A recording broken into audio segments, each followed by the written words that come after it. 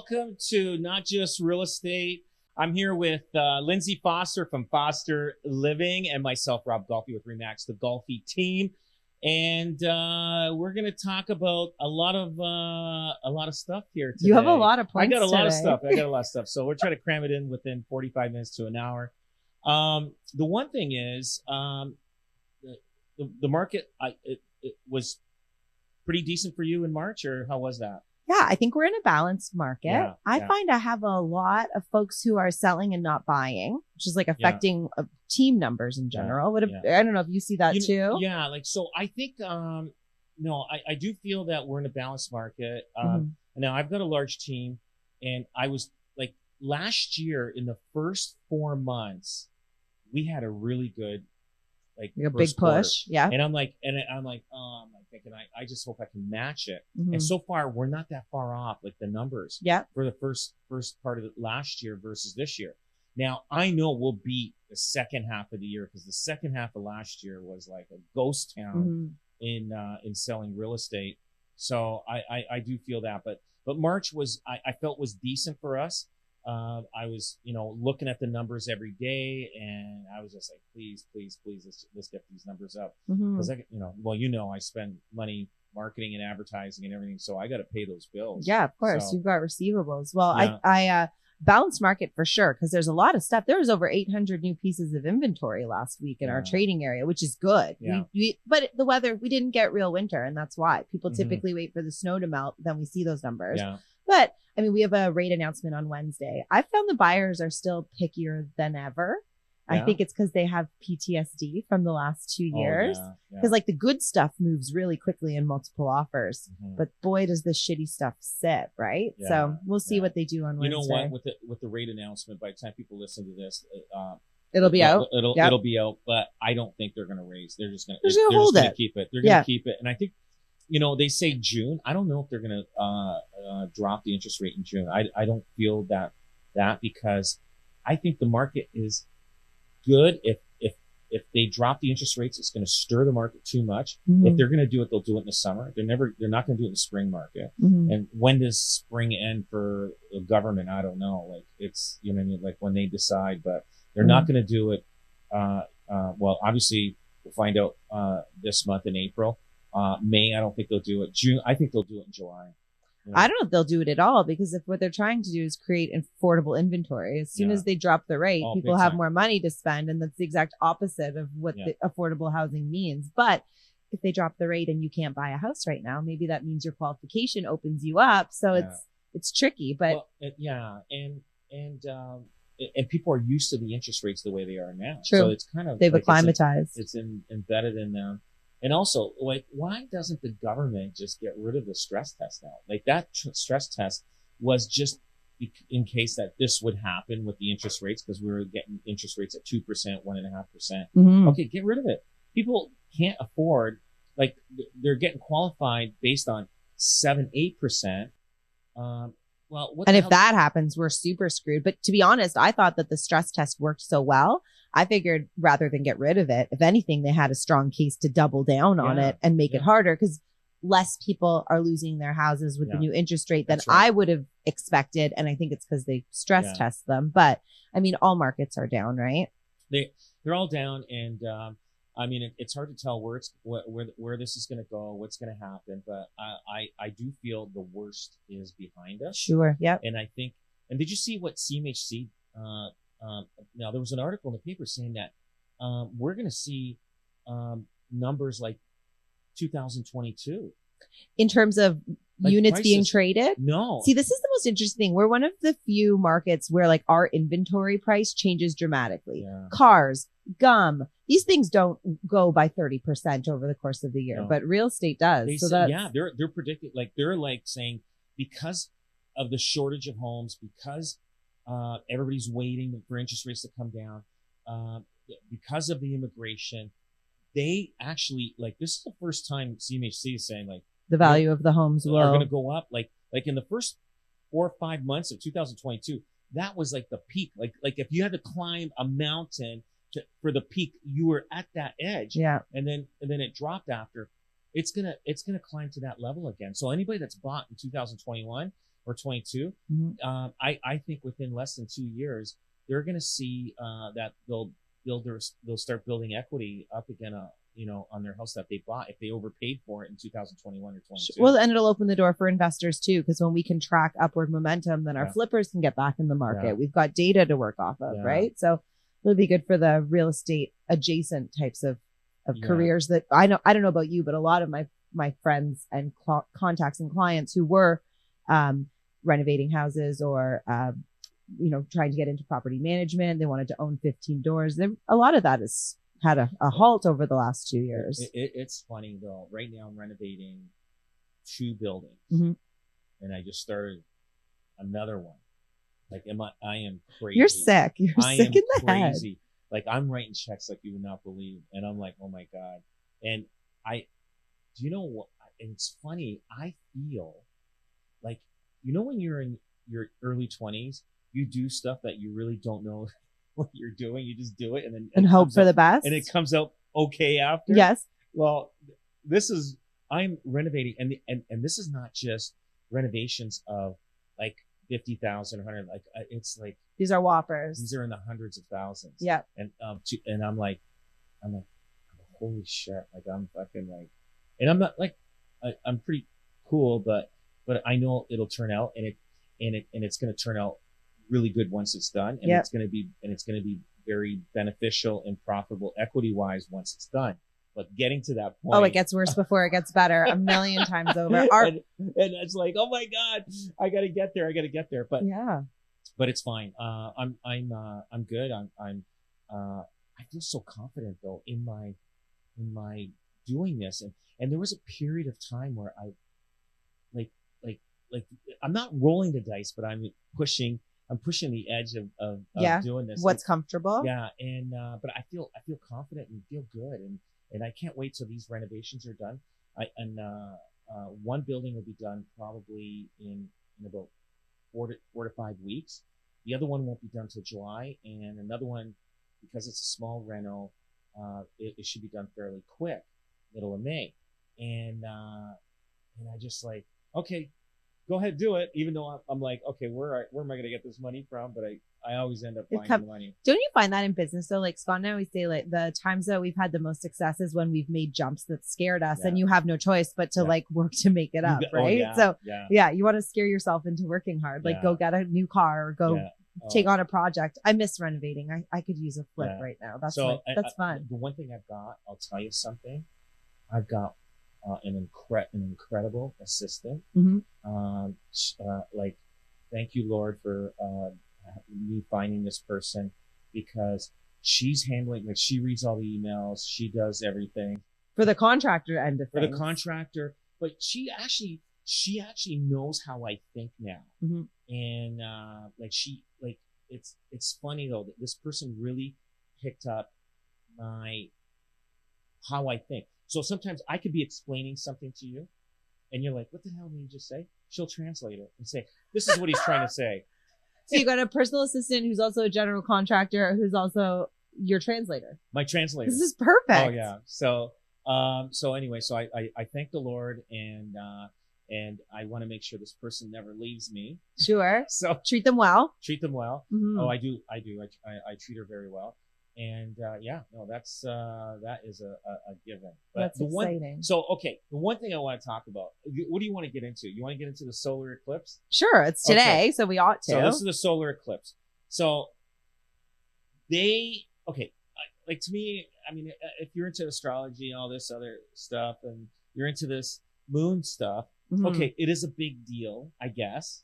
Depend who it is. Is it like the world is stopping big deal though? Like, my kids are home today. They don't have school. Yeah, no, I know. They didn't have school. They got 2 days off for Easter plus the eclipse. So we're at 3 PA days already for the month. Yeah. This eclipse is costing billions of dollars. Did you see the porta potties on the highway? They were dropping porta potties every so many miles, because they figure that the traffic will be so backlogged that people have to get out. Exactly, that they'll need to use the porta. No and I also heard they were putting up, in terms of like infrastructure costs, porta potties was one. Cell towers. They're worried that there's not going to be enough like cellular structure. Right. So they were but I heard that all of that was spotted by Niagara. because that's where everyone's going. And it's not a provincial thing. It's the municipality has to take care of this. So guess what? So the solar eclipse is supposed to happen somewhere between like 3:18, I think. Between 2 and 3. Okay. Between 2 and 3. Right now it's about noon. Yeah. Okay. It's overcast. Yeah. I'm looking at messages. I belong to a group on WhatsApp. Okay. And they're chatting, right? In Niagara Falls. This group is in Niagara Falls. Okay. Okay. The hotel owners and other people. And they're saying there is nobody on the road. It's dead. Right? It's in Niagara Falls. They go, where are all the people? And this, okay, now we're 2 hours away. And so I told, I said to my sister, stay home. Niagara Falls, the traffic could be crazy and everything, but it's empty. It's dead. He said, we're supposed to go to a vineyard. And I was like, no, I've got children. I'm not using the roadside porta potty. So, maybe we should go. There's no one there. I know. So anyway, so that's dead. So can you imagine all these restaurants, they loaded up on food. Yeah. All these tourist attractions that they're getting all prepared and they're charging parking like crazy. They're everything's going to be expensive, but there is nobody there. The highways are not that busy. So I was just talking to one guy this morning and he goes, yeah, there's about 100 meters in between each car because he was living in a condo overlooking the highway. Okay. So that caused stuff. So is this something like the solar eclipse is like people are into the Royals? Yes, 100%. I couldn't care about the Royals. Yes. In fact, did you know that this eclipse, it's not that this only happens every couple hundred years. There was one a couple of years ago in Alberta. This quality of eclipse, it's that it's happening right over top of us. People follow this. People travel around the world to follow see it at different times. Yeah.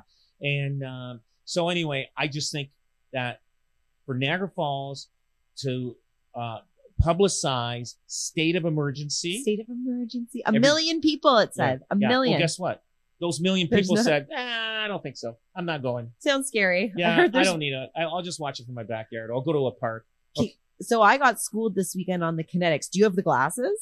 I got the glasses. I got them on Amazon and they came in on Friday, all that crap. So my friends caught me in my dining room wearing them, staring at my light fixture. And I was like, I can't see anything. This is really stupid. And they were like, that's because your light fixture is nowhere close to as powerful as the sun. Right. So I said, okay, I'll pick up what you're putting down. But I was like, so are these special sunglasses? Did you know that they're not?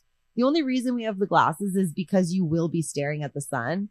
They're not more special or darker than regular sunglasses. Yeah, but if you have a good pair of sunglasses that have all the whatever they call that crap in polarized shit, would that help?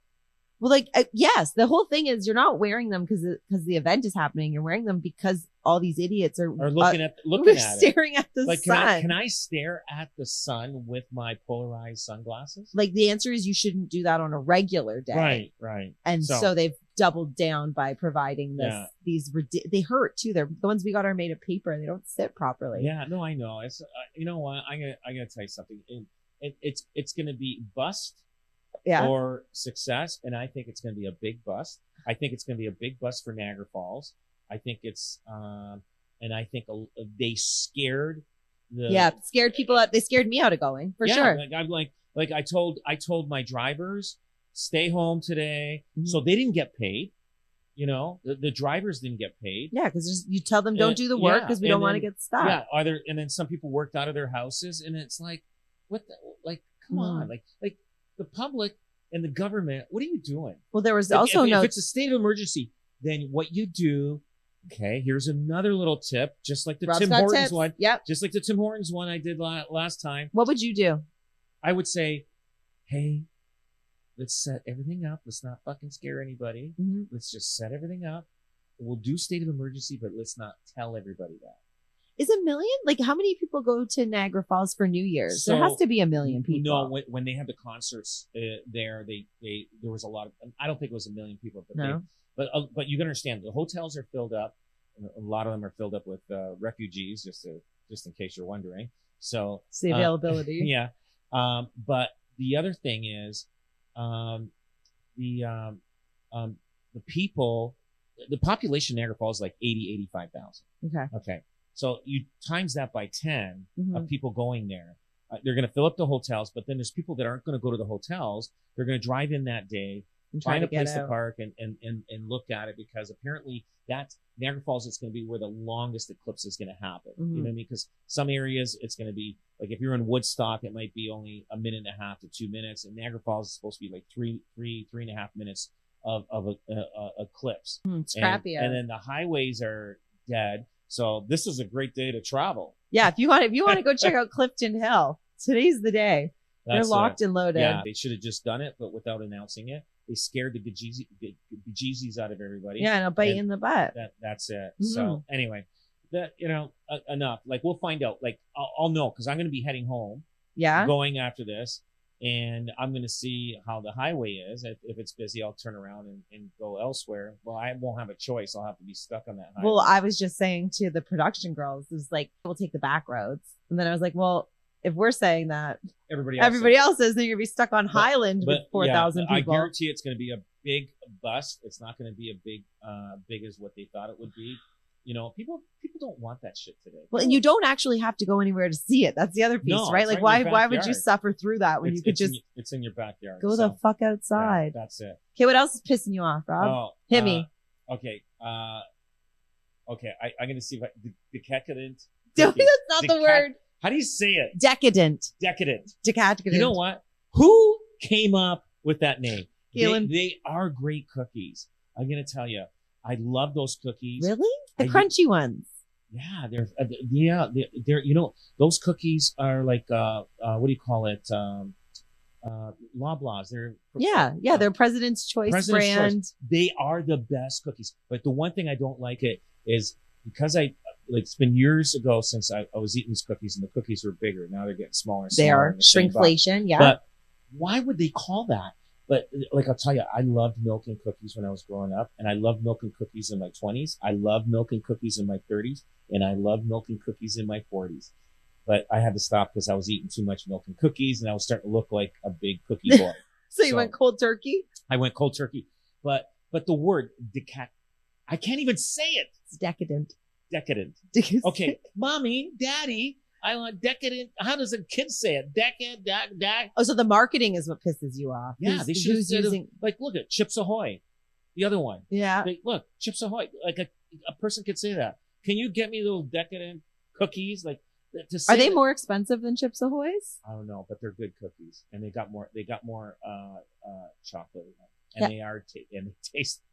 Fantastic. I don't like crunchy cookies, but I went to Craig's Cookies because a new one just opened. Yeah. And I bought 12 cookies for $40, which is kind of jacked up. Like, that's I could have made a lot of fucking cookies for that much money. But then the box was filled, and this is about decadent as well. They tie it with a bow, right? Yeah. Can I tell you what that means? That means you can't have a cookie in the car without anyone knowing, because they've tied a bow around the damn box. Oh shit! So now I got a box of cookies, and I don't have a sneaky snack. So they're pulling them out from the back, and I said, "Can I have one of the mini egg cookies that just came out fresh?" You know what they said? No. They said no. They're for an order. There's a lineup. Come back another day. Okay. And so you might not be into your decadence, but I can't eat Craig's Cookies anymore. I'm telling you. You know what? Now, because I'm talking about, it's been a while since I've had those cookies, and I'm gonna have milk and cookies. I'm gonna. I mean, Loblaws, President's Choice. I'm not promoting them here whatsoever. Nothing to do with that. But they are the best freaking cookies on the store with shelf. Milk.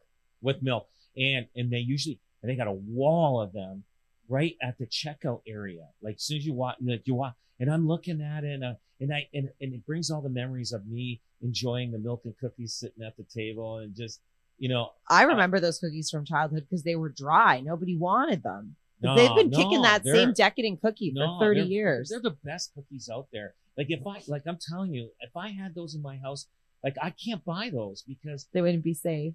No, I don't drink milk anymore. And I used to be the biggest. There's nobody that could outdrink milk more than me when I was a kid. I am also still a milk drinker, and I love it. Why'd you stop? I think the milk, I started getting that, like, it started sitting in my stomach. Mm-hmm. But I used to drink. You remember the 3 bags? They come in 3 bags. Yes. Okay. And my parents would they'd buy grocery shopping. There'd be, like, let's say we're on the last bag, right? And my parents used to buy 3-4 of those 3 bags things, like a lot. There'd be 1 bag left in the fridge, everybody goes to bed, 10 o'clock at night, or whatever, 9 o'clock in the 9 o'clock at night, I'm going to bed. In the middle of the night, I would drink that whole bag. Stop. My dad would freak. Yeah, of course he would. He goes like this. He goes, you couldn't just leave me enough for a coffee. For a coffee, that's the biggest fight in our house. And he couldn't leave enough for a coffee. I would drink milk by the gallons. That's how much I drink. Nothing hits like cold milk. I like cold milk. And my children are cereal eaters as well every morning for breakfast. So but kids don't drink milk like the way I did when I was growing up. No, that was every night for dinner when I was little. Milk was the thing. Ours drink water now. It's not like it got much better. No, but I'm telling you, the milk, and it was like my parents couldn't keep up with the milk. If I grew up with 3 sisters. Mm-hmm. Now they drank milk, and not at the level that I did. But if there was 2 of me, my parents wouldn't be able to keep. Yeah, they'd need a cow. They would need to do one shopping, go to the grocery store for just milk alone, just to load up, and they would probably need another fridge. So, do you just drink all of your drinks black now, or do you put like almond or soy or? I don't drink milk at all, but I do like chocolate milk. I have that once a blue moon. I love chocolate. Do you want me to ruin it for you? Don't tell me. I know it's got a lot of sugar. I know. Do you know why they make it brown? Don't tell me. What is it? Because they can't purify it to white. So let's say, no, it's not that. 100% is. No. They put the Nestle's Quick in it. And, because when they're done with the milk, they got the stuff they can market as white milk. Don't say and that. they've got the stuff with blood and pus in it.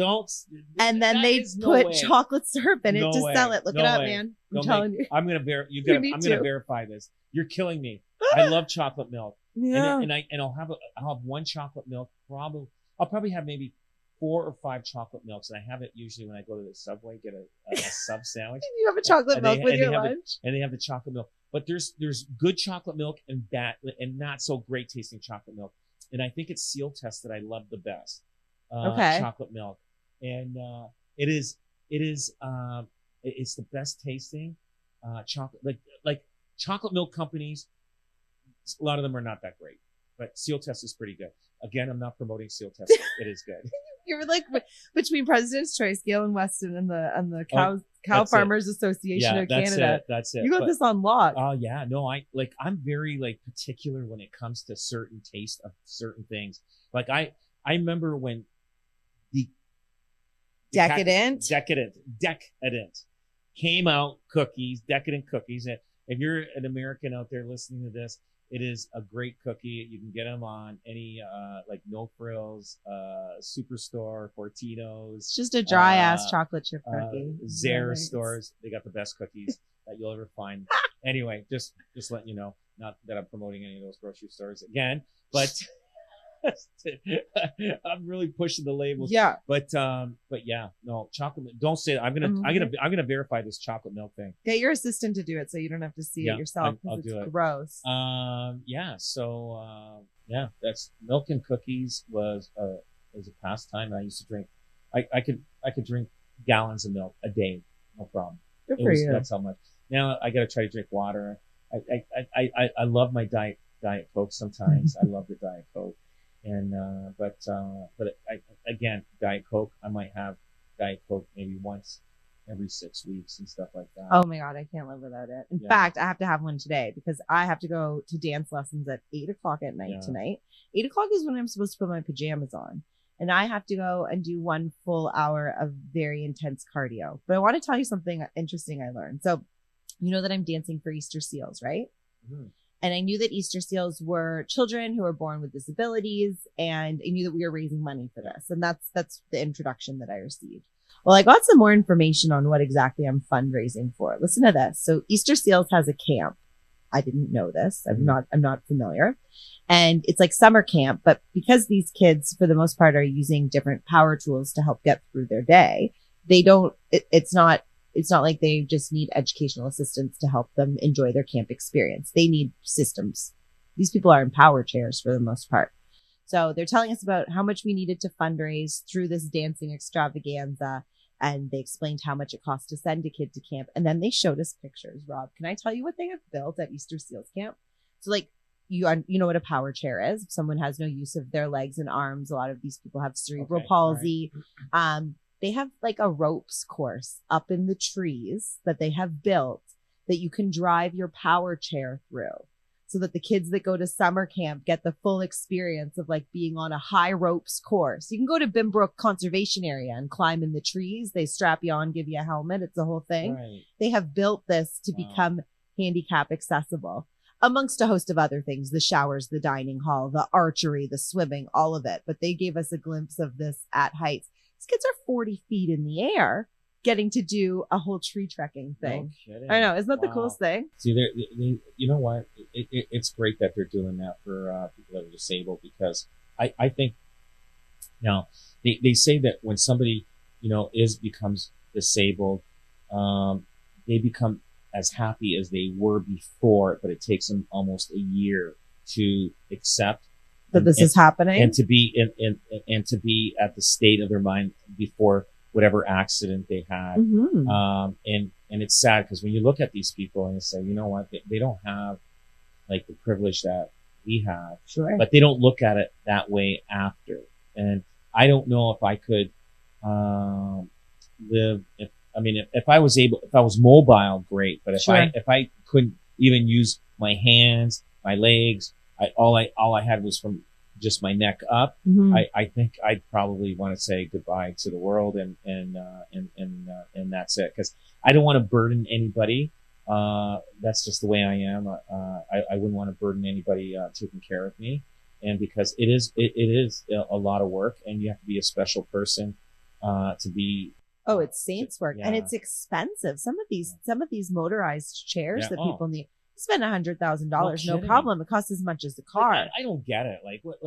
And I think it's just a pharmaceutical bullshit. Oh, it's monopolized. Like they just want to charge more. I mean,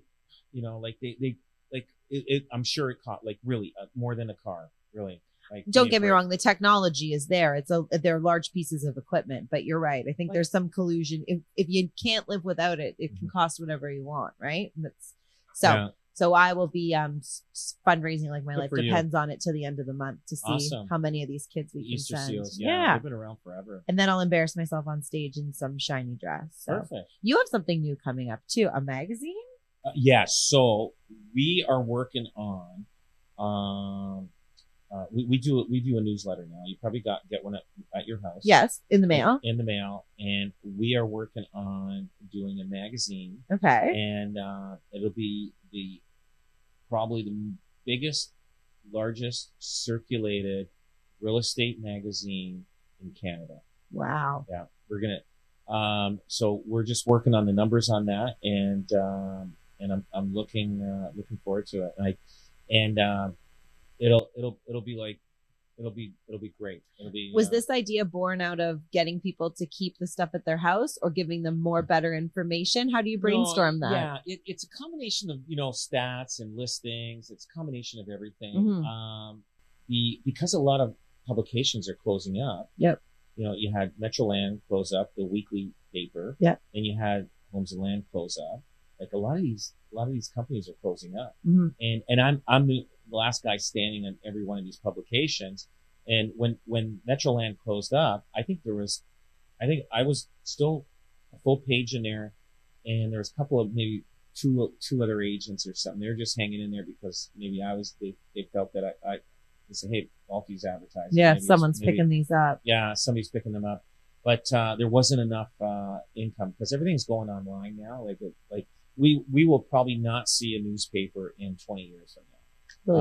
You know what I mean? And right now, like once, I think anybody that is I'd say 65, 70 years old right now, once they die off in 20 years, let's say 30 years, because they still love the old looking at the newspaper.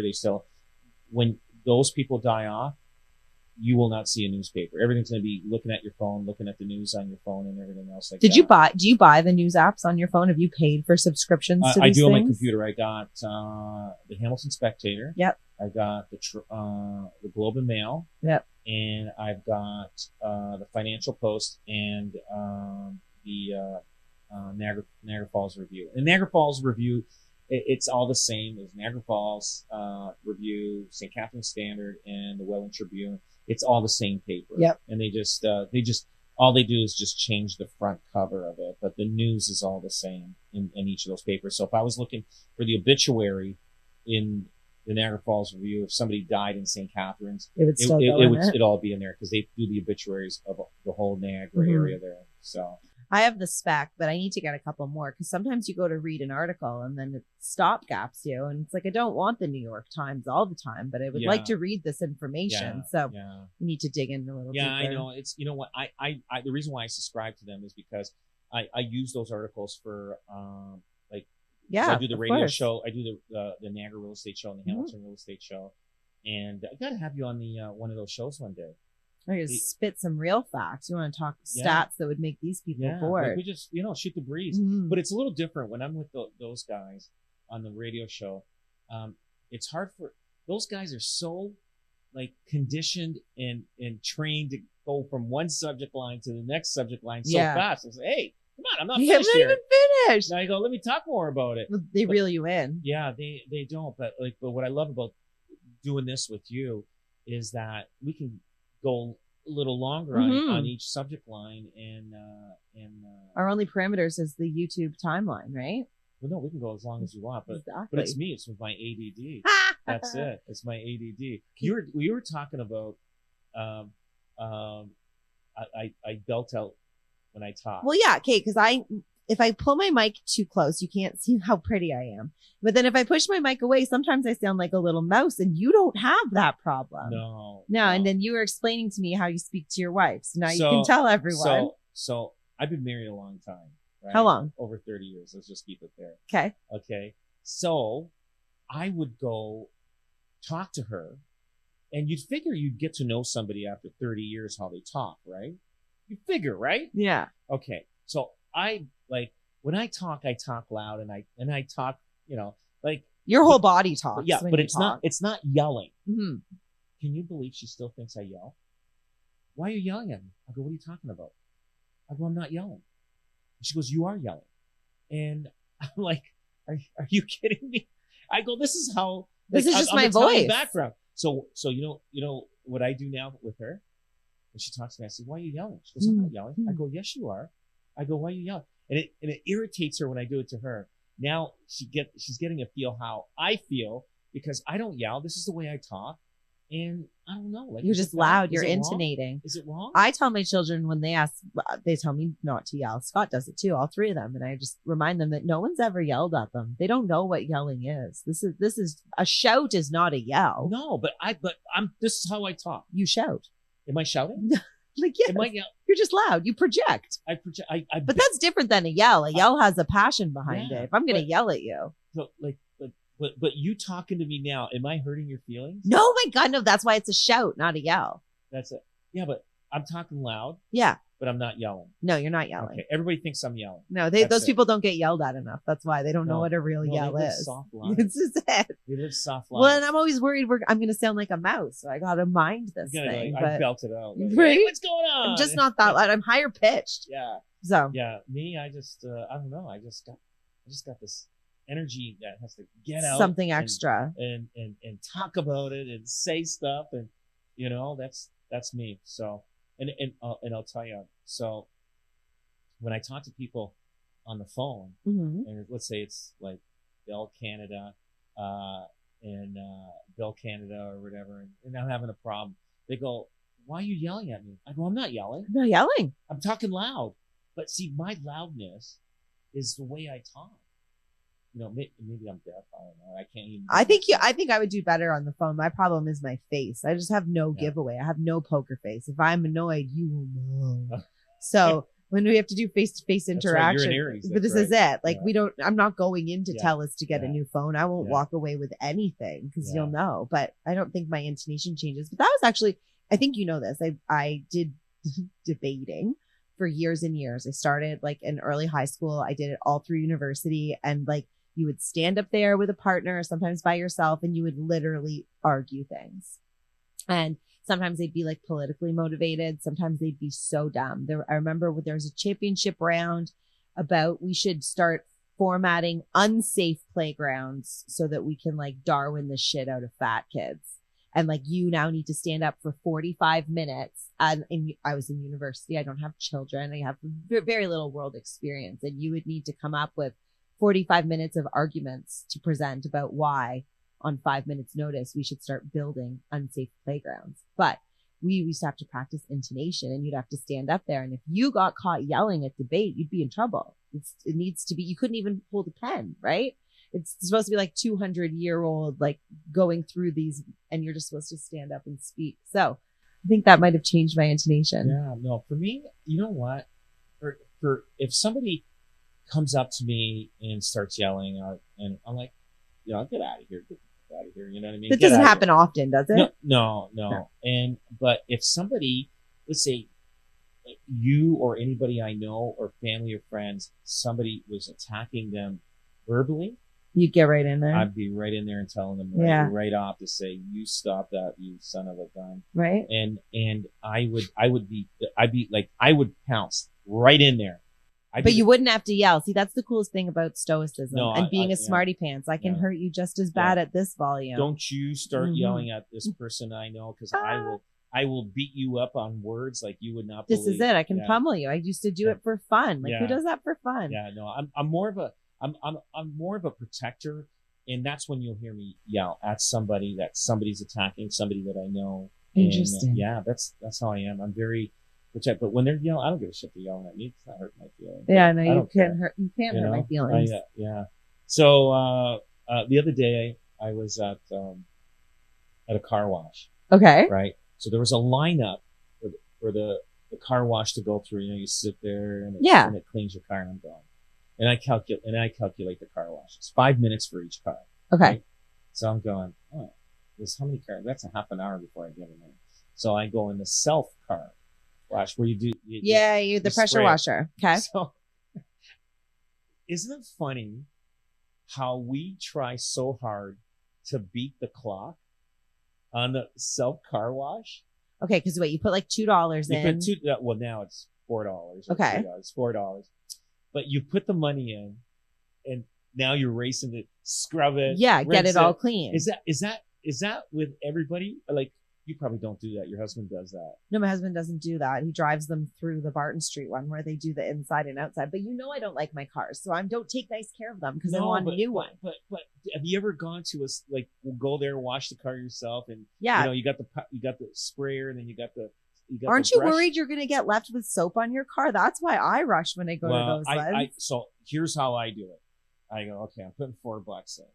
I'm trying. Okay, I know. Which makes it a third of the cost of driving through, because the drive-through starts at like $12.99 or something. Or $15. The one I go to, $15. So then I go, okay. So I have loonies and toonies. So I put the $4 in. I am racing now. Like, I'm running around like if you sit at a car wash and wait for it to go into the bay, you see how most people scrambling. Are pretty fast. They're fast. They're like, I got to beat the clock. Right. And so I know I'm in for at least $5 or $6. Okay. Because I got the $4 in. Yes. And then I'll put another, and then it starts beeping. So that when it beeps, that's pressure, right? That's pressure. Yeah. So you got another minute. So you put another dollar loony in there, and then you're going, and then you go, okay, you're almost done, but you're not gonna be. You've got suds on your car now, so you got to put more money in. You'll have the loony, and but so I was watching, and you know what's funny is watching people race to get that car washed because they don't have the extra tuning. Well, they do. They just don't want to use it. Yeah, but what if you don't have it available, and then you're like, I just have a soapy ass car. You just drive out like you had a half a bath. Well, to be honest, I think I'd rather go into those myself. We did one yesterday. It cost like $22 to drive through it, and it had like a Cerama Bright, so it's supposed to keep it drip free for 30 days. I don't know. I'm all in it for the upsell. If you tell me for $2 it's better. I don't know, I'm giving you. I think the car washes are getting expensive. Well, yeah, we came out all spotty. The car was still dirty. Yeah, no, this is not worth it. Yeah, they come out. So I do wash. I in the summertime, I don't mind waking up early on a Saturday morning, getting up. I get my ladder because I got an SUV, and I try to get the top. And you wash it in your driveway. I wash it in my driveway. People could look at me and say, "That's yeah, can't afford to go to the drive-through." No, you know what? I don't mind. You know what? I'm that guy that likes still doing the little odd work here and there around the house and stuff like that. Like I have friends that, they don't lift anything up anymore. They don't literally, they hey, I need to hang something up. I'll call somebody to do it. Is that because of physical limitations, or they've just reached? They've got some spare money, and they just reached at a level of success and financial. They just I'm not that guy. I was raised by immigrant Italian parents, so I mean it's like my dad did not hire, if he either had a friend that knew how to do it, or he would do it himself, or there was no way he was going to pay, full, hey, we're going to hang something, we're going to do it ourselves. So everything, so I was conditioned that way growing up, which could be a little bit of a detriment, because if you want to have a level of success in life, you have to leverage. Let go. Yeah, you got to learn to let go and let other people do that. And I do that, but sometimes, you're thinking, oh, it's going to cost this much. I can do it for 10 minutes myself. I can go there, but that's 10 minutes you going out of your way, do it. Whatever it is you need to do. No, well, when we got the house with the pool, I said to Scott, you can either do the lawns or the pool. Nobody in their right mind is going to have enough time to take care of making the grass nice. And he was convinced he could, and it only took about 2 weeks, and then he got a pool company to come and clean it, because it's just there's not enough time in the day. I haven't cut my lawn in I don't know how many years. It's over probably 20 years. Because your sons come and do it for you, right? Well, we had them to do it, and I have 3 boys, so I get the one son to do it, and then I go to the other son. It's your turn. No, we didn't do it. Then I go back to then I go to the third son. No, I'm too busy. Then I go back to the first son. He goes, well, I did it last week. So I would end up coming home in my suit with my nice shoes. And you'd rip the lawn? I'm cutting the grass. Oh my gosh. And then it got to a point where it became more of a problem and hassles for me to get my boys to do it, which is wrong. I should have freaking smacked them in the head, but I was trying to make it fair. It wasn't fair. And so then I just got somebody and said, screw it. They'll figure it out down the road. It's the same thing with shoveling the driveway. One had a better shovel than the other one. So I had to go buy 3 identical shovels. Oh, I love this. 3 identical shovels. Because they bitch about who had the better. Yeah, exactly. So I said, that's it. I threw all the other shovels. I said, nobody can complain now. Either all the shovels are terrible or they're all good. Yeah. So I don't care. They don't live with you anymore. Nobody lives with you anymore. No, they got the hell out of there. Now they can go through that shit themselves. Yeah, right? Yeah. And they have to do their own stuff. Yeah. So, God. Yeah, the shit that you go through in, as a parent, and, it's just so much stuff. I would have given them teaspoons. I wouldn't have gone and bought new shovels. I would have handed them each a teaspoon and said, go on your knees. You got to understand. I have no problem doing that. Yeah. But my wife was always protective over them. Well, boys are different. That's the thing. Yeah, to me, I had no problem giving them a hard time. I had no problem. I think they need to be. That's how you toughen them up. They need to be raised tough, because they'll be better adults in life. Tough and responsible. I can't pick up after everybody all the time, and if you don't start at some point, you never will, and then you'll live in squalor. Well, they learn in life after, how much work is involved from everything that goes around the house. You know what I mean? Like my dad did everything, and I had to do it. My dad freaking, I remember, I'd be coming home and I was freaking drunk going on a Friday night or a Saturday night, and then Sunday morning he'd tell me, okay, cut the grass. And I'm like, yeah. And I'm laying down on the couch in the rec room in the basement, and he come to me twice, cut the grass. And I'm hanging. Yeah. I am just sweating liquor. I'm hanging. And so then all of a sudden, outside, he turns on the lawnmower, puts it right by the basement window. Oh my God. Oh, what a tricky guy. Yeah. Oh, I like that. Oh yeah. Guess what? I got up, because if that lawnmower ran out of gas, I'm in big trouble. I'm in big trouble. Would you see how he got me going? Yeah. See, but I think that's the way it's got to be done today. But nobody fears their parents anymore. Yeah, it's so hard. Well, they're all like this all the time, right? Nobody fears the parents.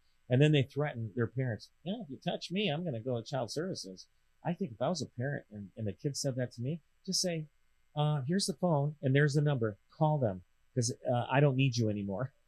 Daniel uninvited me from his birthday party a few weeks ago because I told him to go to his room because he was being an asshole. And I just let him know that I actually paid for that birthday party and hosted in my own house. So I most certainly will be there. But yeah, uphill battle for sure. Oh yeah. Like it's just, I don't know. And you know what? And the government is doing a terrible job in having us, how we raise our kids, how society should be. The government, I don't know who is allowing all this to happen, but it's going to get to a point where it's going to get so bad that it's going to be reversed one day. Like, you know, I believe, you know, like, I think kids sometimes do need a little bit of a spanking. And I know a lot of people say, oh, how dare you? How dare you? But they do, don't you think? There's very few ways to get shock factor nowadays. You and like yelling doesn't, yelling doesn't get it all the time. You didn't agree with me. Do you think? Tell me. I will tell you this. I will deliver a wallop. That's it. Yeah. But Scott can't. Scott's 6'5", 2 something. Well, not the kid. And we've got a 5-year-old boy. And so this is a serious conversation we had to have. I think sometimes they do need a little slap on the butt. They need a lot less of everything they have. I think any child you could pull out of a lineup could use less. There's just so much. Toys and events and even junk food is more accessible than it was when I was little, and therefore so much more than when you were. They're just spoiled. The world's getting ugly. And it costs like $200 to go to swimming lessons too, like insult to injury, right? So like the things you want to do to help level them out or burn some energy or like the prices of that and the exclusivity. Oh, I know. Everything is just crazy. So we're running out of time. And the sun eclipse is going to happen. The eclipse is going to happen. I'm going to go and sit on the highway. Group of people. No, actually, I can fly on the highway. If I should go to Toronto today. There's no traffic. Just for shits. Everybody's at home. Do it quickly. Everybody's at home. Anyway, everybody, thanks for listening. Listen, if you like this, follow us or like us or share. I appreciate it very much. And we'll catch you next time. Thanks. And thank you, Lynsey. Thanks, Rob.